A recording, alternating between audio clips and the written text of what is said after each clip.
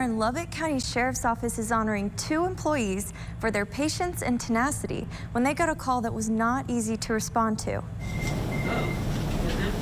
On July 10th, communications operator Toy Harmon answered a 911 call that was different than usual. Help. All the man on the other line said was, quote, "I'm deaf, can't walk, haven't eaten or drank, help."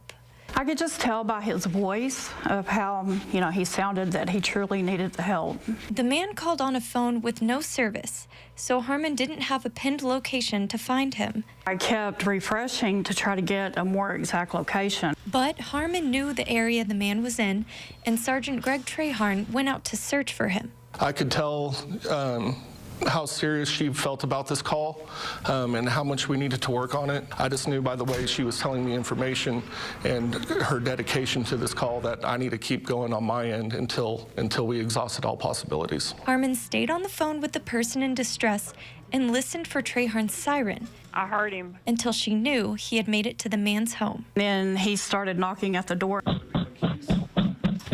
And then that's when I really knew that he was there with that guy. LCSO says it took about 40 minutes, but they found him and got him help. Traharn and Harmon's teamwork earned them both Employee of the Month on Monday. And they say while this call brought some challenges, they really saw how well they worked together. I think kind of the unsung heroes are operators that nobody ever gets to see, and they kind of take for granted because they don't show up there on scene, and they're doing about 90% of the work just trying to get us there.